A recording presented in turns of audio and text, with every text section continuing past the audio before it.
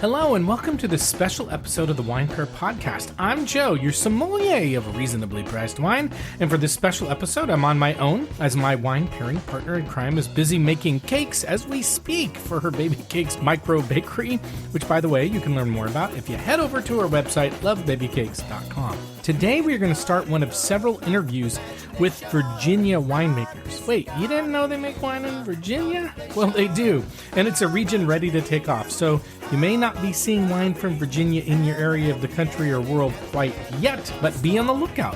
When we first started this concept, we were going to do an episode where we brought 3 Virginia winemakers together, but as I talked to them all, I realized that they all have very different and exciting stories that you deserve to hear. So today, we're bringing you Jake Busching of Jake Busching Wines, and we will periodically share with you others like Justin Rose and Corey Craighill. What I really love about Jake's story, and you will hear him talk about in a minute, is that he really came from making wine from a farming background, which is not something I find very often from most of the winemakers we talk to. So his story really helps to cement for us that fundamentally wine is an agricultural product, which is something we often forget about in the hype around making and drinking wine. Before we get to Jake, let's do a quick orientation to what we usually do on our podcast, because many of you may be here for the first time, and we are really happy to welcome you to our podcast tribe. Now, in most episodes, we learn about, taste, and review 2 to 3 wines that are reasonably priced, which means under $25 each, and should be easy to find. However, for this special set of episodes, we interview people who are involved in actually making wine, because part of what we want to do with our podcast is to educate ourselves and you on different aspects of wine knowledge in a fun, entertaining, and unstuffy way. And that's what we're going to do today. A small plug before we get to the interview with Jake. If you like what you're hearing or are interested in hearing our other regular episodes, please subscribe to or follow our podcast so you can hear more, especially since you're only getting one half of the Wine Pair podcast in this episode. You can also go to our website, thewinepairpodcast.com, to send us a note or subscribe to our newsletter. You can follow us on Instagram and Blue Sky at the Wine Pair Podcast. And if you like what you're hearing, you can even leave us a nice rating and review. We don't mind. But without further ado, let's head over to our interview with Jake Busching. Hi, Jake, and welcome to the Wine Pair Podcast. Howdy. Thanks for having me. This is fantastic. You bet. So, we're super excited to have you because we've had a lot of listeners ask us to do more on Virginia wine and Virginia winemakers. So this is giving us a really great opportunity to learn more by talking with you. So are you ready to jump in? Let's do it. Both feet. Let's do this thing. All right. All right. Well, we'd like to start with just tell us a little bit about your family background growing up. Always curious if wine played a role at all. And then how you ended up as a winemaker and a winemaker in Virginia. Wine in my background, there's not a lot of it there. I grew up as a farm boy in northern Minnesota. And as you can imagine, it was dark and cold and people drink whiskey and stuff up there. So my dad was a Canadian whiskey man. The first one I ever ran into as a kid is probably TJ Swan in a box at some family gathering. So I didn't, as a farmer, I learned about dirt and terroir in another sense as a kid. But, I left Minnesota as a young man and got in the music industry and traveled into Virginia in a band. And I just kind of found myself here and ended up going back to my farming roots, got a job for a local vineyard here in Charlottesville and kind of found myself farming again. And that just happened to be farming grapes instead of cows, which is way more interesting to my brain. So not a lot of wine in the family history, none at all when I started digging, but I didn't really find it until I had my hands on the grapevines. And so I found it truly as a farmer and on the ag side, as a kid who could fix a tractor and weld things and had an understanding of how dirt moves. That's how I got into the wine industry, was from the dirt side, the root side. And I learned, the wine side from a really great consultant here locally. His name is Chris Hill. And he was sort of one of the godfathers of the Virginia industry back in the late 90s, early 2000s. And so I had that was my introduction. And I didn't really get into wine until I started growing it, which is not typical, I would say, in these moments. Yeah, so many things I want to talk to you about. Well, first of all, I would love to. It's interesting you talked about being a musician and then becoming a farmer. It's like, choose two harder jobs to try and make it. And like that's a lot. So how did you transition from being a musician into being back, I guess, back into being a farmer? How did that happen? One of those crazy stories. There was a girl, and I ended up moving somewhere, and the band broke up, and all that stuff. I know what that's like. There's always a girl. There's always a Like, girl. but it is. It sounds trite and ridiculous, but that's sort of. It's just that the chaos of life sort of led me to this place, and I like to think that I found the transition from being an artistic. I grew up as an artistic minded kid. I found music as an escape from the reality of being a farmer, which is a really hard thing to do. And coming back to it, it just felt like coming back to my roots. But I think what really kept me was the creative side of understanding wine, how it's made, how it's grown. It's super complicated. There's all sorts of things that appeal to me, from the builder part of my brain, the artist, everything I love manipulating in the vineyard into the winery. It's a really complex thing that we do, so it feeds sort of a broad spectrum need in my mind as a human. And I bid on that. I guess I was 26 or 27 when I found the vineyard industry, and knew immediately that it was something I wanted to stick with. Well, not that this is about me, but I do share this. I was a musician and then stopped being a musician because of a girl, which is the one I ended up marrying. So we share that. That's good. Perfect. This will be Um, easy. yeah, exactly. You said something that was really interesting, and I haven't thought about this before, but you talked about coming into winemaking as a farmer. And I'm trying to recall now of the interviews that we've done.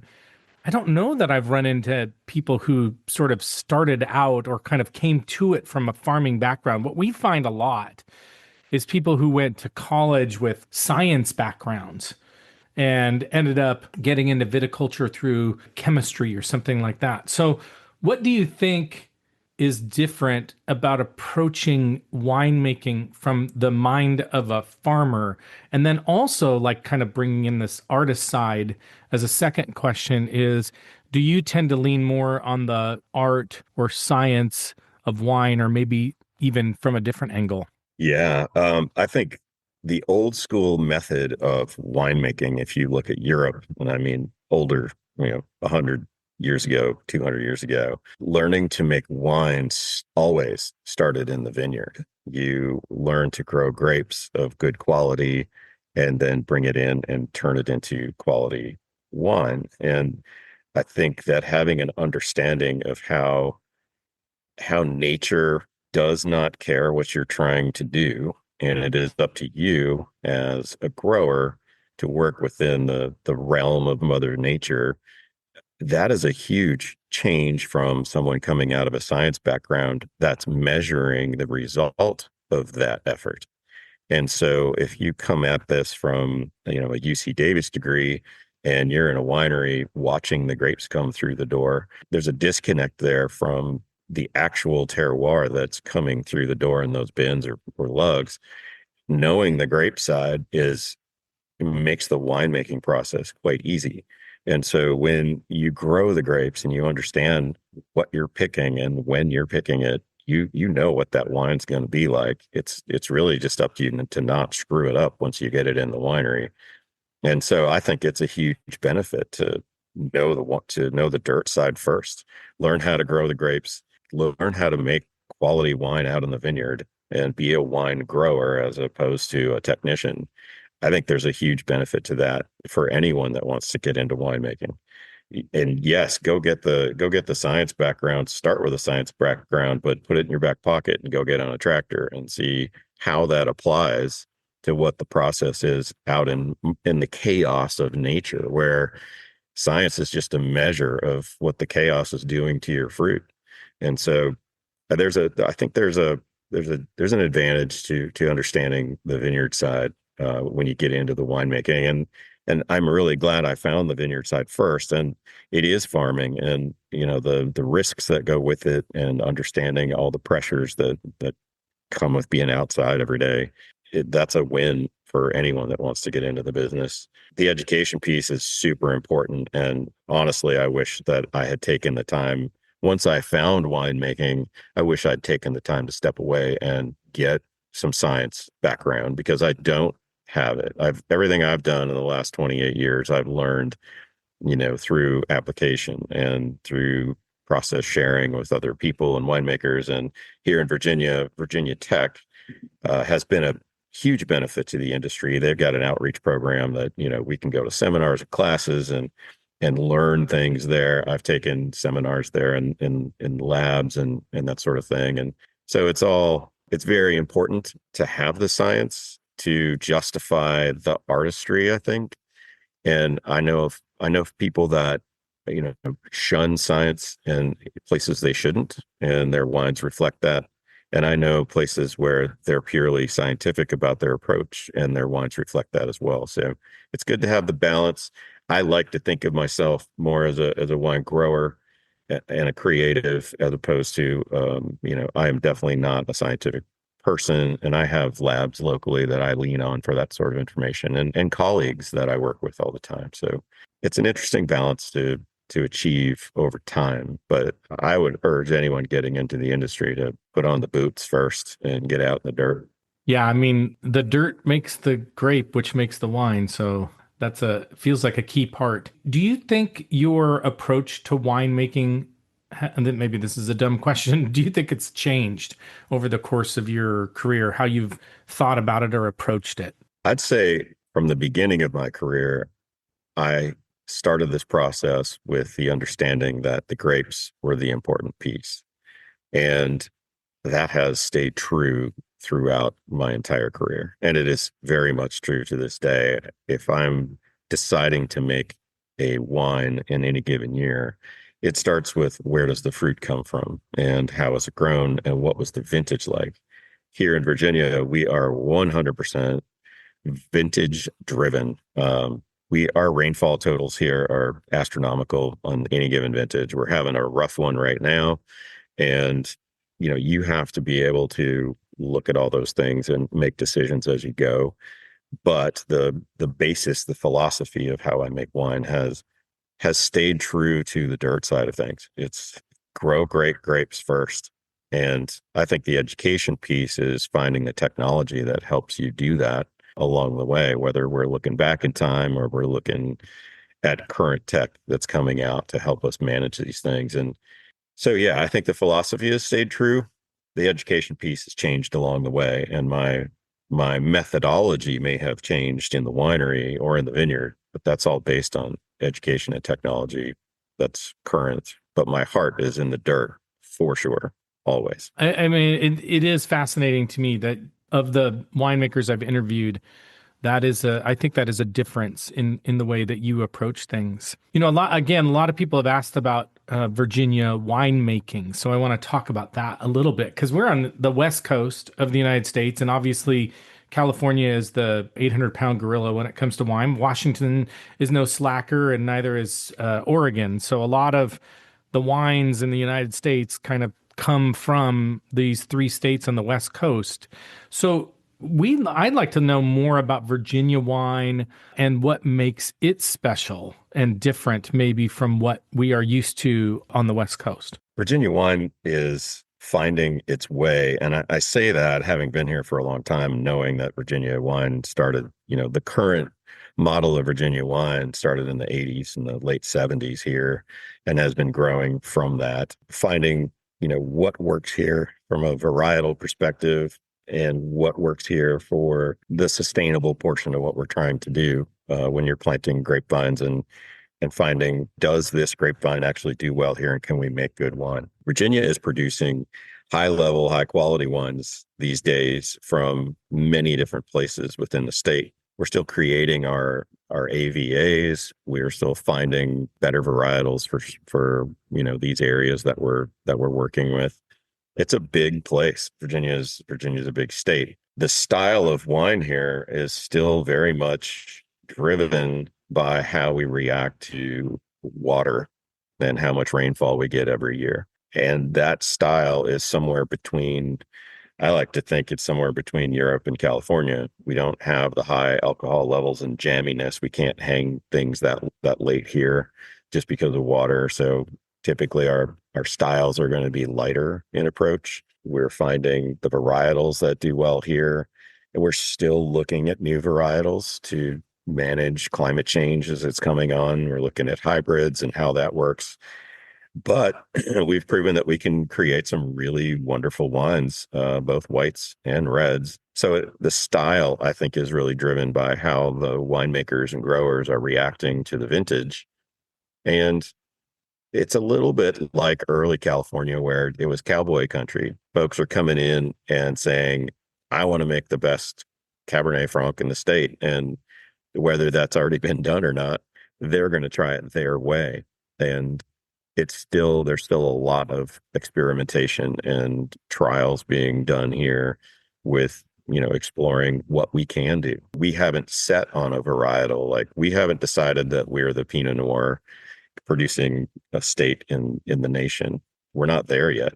And I'm not sure we'll ever get to that point, because we're also a state where we are dependent on tourist dollars to buy our wines out of our farm wineries. That's still the financial perspective on how we operate here. It's come to us and buy the wine, please, out the front door, because we're all small. We don't have massive wineries doing 100,000 cases out here. We just don't. We're on that scale, I guess. Yeah, you brought up something that I'm very curious about.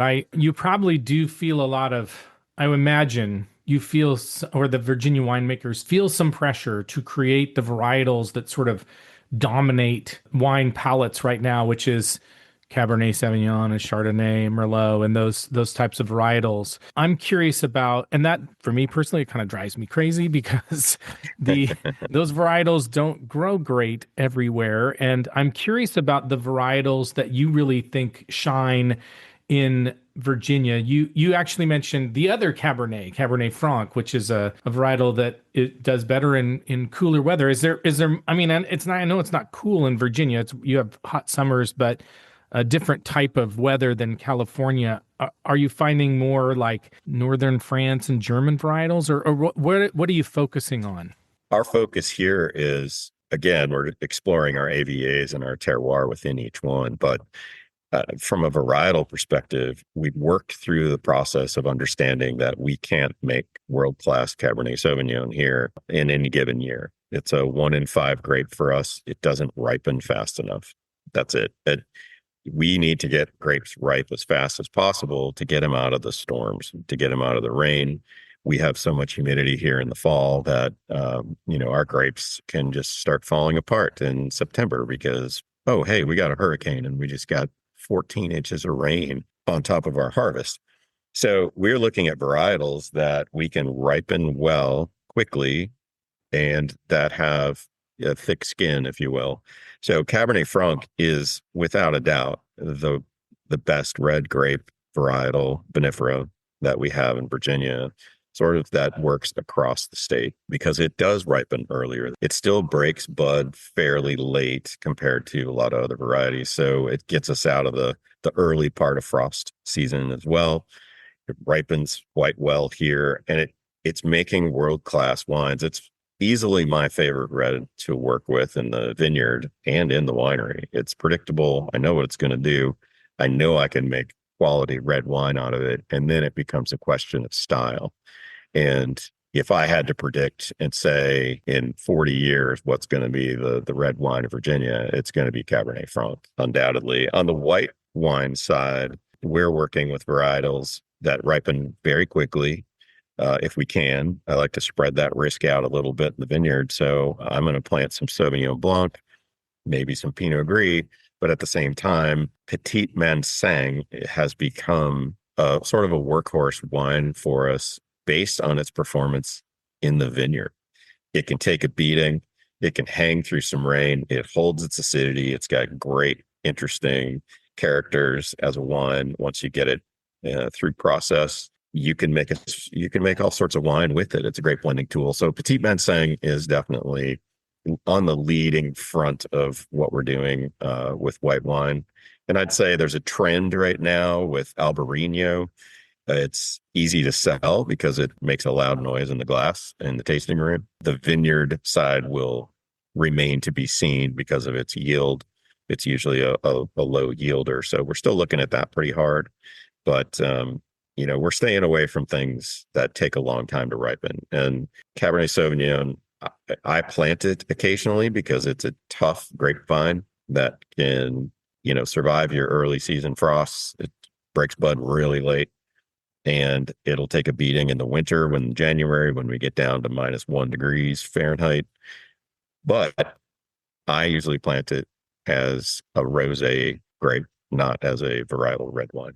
Very interesting. I am not familiar with Petit Manseng, so curious about like, is that mostly a blending grape? Do you do single varietals of that? And what kind of a style of wine does that make from Virginia? Petit Manseng, I believe it's Jurassien, France, is where it hails from, but it's typically over there. It's a sweet wine because the acid array in that wine is really lopsided at harvest. It comes in with a pH of, let's say, 2.9, and it still has 11 grams of acid in it, and the bricks are already at 26. So it's really lopsided in the vineyard towards acid. And so picking it if you wanted a 13% alcohol wine and you're picking that sugar based, to get that dry style of wine, the acid is so hot that it's completely out of balance in the vineyard. So stylistically, we're learning to blend with it. We're learning to leave a little sweetness in it to kind of balance that alcohol hit out. Or I'm finding blends with grapes like Roussanne or Vidal Blanc, if you're on the hybrid end of the spectrum, make great wines, and they're making beautiful table wines. They're very well received in the aughts and in the early teens. Viognier was sort of king in Virginia, and there's still a lot of it here. But I would say Petit Manseng is eclipsing it as sort of our tasting room house wine because of the vineyard side of things. Viognier is tough to grow year to year; it's unpredictable. But Petit Manseng is going to give you a predictable, symmetrical yield and something to work with in the winery that can make dessert wine or even dry wine. It's a really interesting grape for us. And it's taken, we've been doing this I've been playing with Petit Manseng for 10 or 12 years now and figuring out how to make a balanced wine out of it. Took some doing, but we're definitely there with it, and it's going to shine in Virginia for a long time, I think. Just one more question on Petit Manseng. Is it because of the acidity, is it a wine that you have to push through with malolactic fermentation? Some people are. I don't like the effect of mallow on Petit Manseng. It tends to take the high end aromatics down. Some people are doing it. We're still playing with it. And, I think the winemakers across the state are making different styles of it. We haven't landed on a real Petit Manseng style in Virginia. So you're going to find it full mallow, partial, non-mallow, stainless steel, in oak. It's all over the place, but it's showing its colors very well. And I think over time, we're going to see both ends of the spectrum for that wine. We're going to see a dessert wine very commonly, and we're going to see dry wines that are probably blended or softened through microwalks or mallow, something like that. So, segueing into, I love hearing about the varietals and the different varietals that are being focused on in Virginia. Before we started the interview, you talked a lot about how Virginia winemakers, a lot of it is still sort of out of the farm, out of the tasting room, not really distributed. What do you think? What's your prediction on what will make Virginia wine take off? I feel like Virginia wine has been quietly taking off for a while, and volume is really the thing we're lacking in order to have a national footprint. We don't have wineries producing massive amounts of wine for wholesale distribution. And that's really it. It's the education and the availability of the wine out in the world that limits it from taking off. Anyone that's been here and had wine locally discovers quite quickly that the quality of wine here is exceptional, and the price point of this wine is really aligned sort of on an international scale. We're not producing enough wine to get out there. We only demand I would say the last statistic I heard, Virginia wine demands about 6% of alcohol sales just within the state. We have so much expansion potential to sell more wine at home. It doesn't really make sense to start pushing it across the borders out into the rest of the country. And so volume is what is going to drive that. Stylistically, we're there. The wines are great. We compete really well internationally. We compete really well on a national scale. There's always gold medals coming back from Dallas and San Francisco and wherever, Atlanta. We can send these wines anywhere across the country into competitions and do really well. So it's really just a question of volume and getting it out into the world. And I think that, you've got to know this from your experience in talking to people. Wine is super competitive when you're talking about the fact that every single state in the United States has a wine producing area now. And so there's the concept of local, I think, is somewhat a limiting factor, but really truly it comes down to volume and what's available to push. And what do you think will change the volume? Is it just a matter of more winemakers coming online? Are there things around cost that cause that to happen? I'm just curious what you think might push volume higher. I don't see a trend in volume coming our way. We just hit the radar of investors from France, and the banking world is starting to look at Virginia as a potential investment place for winemaking, and that's new to us. And these are all privately held, individually held, or family owned wineries. And so there's not a huge amount of investment here. We don't have the property to have massive, 100-acre vineyards. We are limited by elevation and soil type and that sort of thing to smaller sized vineyards. So there's some scalability issues that aren't just financial, but it is also very expensive to make wine here. We are fighting climate here that honestly, we're so stubborn. We just keep making wine and it's getting better, but I'm not sure we should be doing this here. If you look at how Virginia wine is made, and if you look at the climate of Virginia versus California, Australia, South America, these regions where it's, you can make good, cheap wine, we can't compete with that. We just can't. It's too expensive. The land is expensive. Labor is expensive. Our spray programs are expensive. And the wineries are dealing with things that are always costing us a lot of money. So it is problematic for us to think about, spreading across the country with volume when it's so expensive to make wine in the first place. So let's talk a little bit about your wines, Jake. Of the wines that you're making, what are you really proud of? What do you think is really signature for you in terms of how you make wine and that you would love for other people to taste? I'm a consultant these days for a lot of wineries and development vineyards across the state. Back in 2015, I started my own label, and it's just Jake Busching Wines. It was sort of an anchor point for staying relevant as a winemaker as I shifted into a consulting role within the industry. And I began to source point grapes from great terroir that I knew about. I would help people plant vineyards on land that they found that they thought were going to be great vineyard sites, and I help them tune it up. And then I send my crew in to take care of those sites, and then I get first pick off those vineyards every year. So my entire label brand is based on good terroir and great vintages. So I have the pleasure of going out and finding, what did really well this year and do I want to make wine out of it?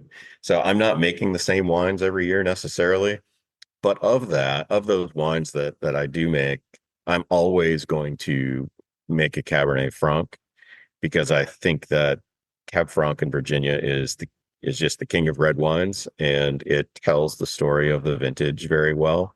And whether we get 36 inches of rain or we get 80 inches of rain, we can still make a respectable or great Cabernet Franc within most vintages that we have. And so I think in answer to your question, Cab Franc it's my favorite wine to make. It's my favorite grape to grow, and I'm always going to be happy with those wines at the end of the season. So that's the easy answer. When I look at what I'm doing right now, I'm pushing the boundaries with planting of Chenin Blanc out here. That it's a very rare grape in Virginia because it's a tough one to grow. But I found a way to make Chenin Blanc here that's more on the Sauvignon Blanc style that is really fun to drink and a lot of fun to put through its paces on the table, which makes me really happy too. I think we need anybody who is around the Virginia area needs to run out and get some of your wines, Jake. So if people want to do that, what is the best way for people to find you and your wines? My website is jakebushingwines.com. There are links there to purchase the wines, and we can ship them through Vino Shipper across the country. And those wines are all available through links on my site to purchase. The parent company I'm working under right now is Eastwood Farm Winery, and they're great partners, and I'm their head winemaker. And we just started a new incubator and winemaking production company where I'm the head winemaker for Eastwood. I make my wines here, and then we have a group of suites or rooms where winemakers can rent those suites and make their wines here, which is sort of a new thing for Virginia because it's custom crush is key to any industry. The limitations of custom crush have to do with licensing and who can work in the building when. And we found a way to set up our building so that we have external doors into suites where winemakers can actually anchor their licenses there. It's called the Virginia Wine Collective, and we can have as many as 10 licenses active under the same roof, which is a huge deal in Virginia. It's something that took a lot of thinking and workarounds to get to, but it's a really exciting thing to do. So we also have a tasting room affiliated with that where all of those winemakers can sell their wines collectively in the same space. So when you're looking for my wine, if you're actually in Virginia, come to the winery and here in Charlottesville, and all those wines are available in our tasting room. And then I'm just starting to really sort of push harder with wholesale. So my wines are in Virginia, but I'm happy to ship them to wherever anyone might be in the country. That's great. And it sounds to me like the way that you've set up the building where other custom crush, et cetera, can come in, that probably also creates a bit of a community too of winemakers that get to know each other. Oh, it's fantastic. I've been in the industry for, like I said, 28 years, the main reason I've stayed in this industry is because of all the people and the cast of characters that I get to interact with constantly, and being able to be an educator these days and help startups. And really on the incubation side of things, this is allowing us to bring in a more diverse group of people. There's no limit. There's a much lower limitation of finances to get started. You can come in and rent a space. You don't have to buy equipment. You can just use ours and start a brand. And that's a huge change, I think, within the industry. As a tourist-based industry, I'm seeing a pivot now finally happening where there's a lot of young winemakers who have been working for these estate wineries that want to do their own brands. And the limitation has always been licensing and cost of production. And we figured out how to take that way down. And now we're helping all these, I say youngsters, I'm 55 and I've been doing this long enough to see these changes happening. And it's so wonderful to see younger winemakers with some experience who really want to push the industry come in and start doing their thing. So we'll have a bunch of people in here who they just want to make pet nat out of Petit Verdot or something. And I'm like, yeah, hell, let's try that. That sounds great. It's so cool. I mean, it just sounds like the benefit of being a winemaker in Virginia right now is that there aren't a lot of rules or things that hold you back. And that's a pretty cool opportunity for a lot of folks. Still thinking of Virginia as cowboy country with winemaking. You can come in with a concept and kind of apply it, and you're going to end up going down a path you may not have expected to go down. But the industry is looking for that. They need that. We love innovation. We love having people start to push the envelope of what we've been trying to do in Virginia. We've been so focused on quality for so long that we finally hit a plateau where we're starting to play and create wines that are, sort of off book normal. And, for someone that wants to come into our facility as a startup, they can come in and do whatever they want. And we've got the education piece here to help them do it well. And, that's really exciting. And it's been that way since inception. I think there have been a lot of folks who invested here to prove a point or to make an impression with wine. And that's really put us on the map. It's pushed that quality piece up where it needs to be. And now that we're there, we get to start to play with it. And that's really exciting for the industry. Jake, this has been just a great conversation. Really appreciate you taking the time. I know you're not quite there yet, but we're getting close to the time of the year where you get really, really, really busy. But just really want to thank you for the time. We'll share with our listeners how they find your website and email, etc. But just want to thank you so much for taking the time and sharing your knowledge. And we are going to really make a case that people need to start paying attention to Virginia and wine coming out of Virginia. Well, it's my pleasure to be able to talk to you guys. And really, I've been an advocate for Virginia wine for a long time and will always be that. I drink a lot of wines from around the world, and it's a pleasure to be able to put those Virginia wines in front of people and have them be impressed. It's taken a lot of work to get there, and I'm really proud of where the industry is these days. And, if we can get people to start coming out in droves, let's do it. Yeah. Send them. We're gonna start it. We're gonna start it up. Thanks very much, Jake. Really appreciate it, and good luck this harvest. Thanks very much, Joseph. This is a pleasure. I love talking about Virginia wine, and call me back whenever you want.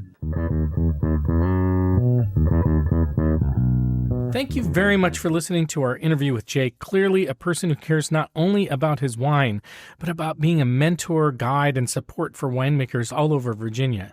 We hope you'll spend some time getting to know Jake better and looking for his wine. So you have it again. Here's how you can find him. The website is jakebuschingwines.com. His last name is spelled Busching. So it's Jake Buschings with the CHING wines.com. He also talked about Virginia Wine Collective. So the website is eastwoodfarmandwinery.com and then / Virginia Wine Collective. Instagram is Jake B Wine, and email is jake@jakebuschingwines.com. So thank you again, and we hope you'll subscribe to our podcast and follow us on Instagram and Blue Sky. Please visit our website at the Wine Pair Podcast, where you can reach out to us and sign up for our newsletter. And you can also reach out to me at Joe at the Wine Pair Podcast if you want more information, especially if you have other winemakers you think we should interview. And we look forward to hearing from you. But for now, it's time to go. And as we like to say, life is short, so stop drinking shitty wine. Bye-bye.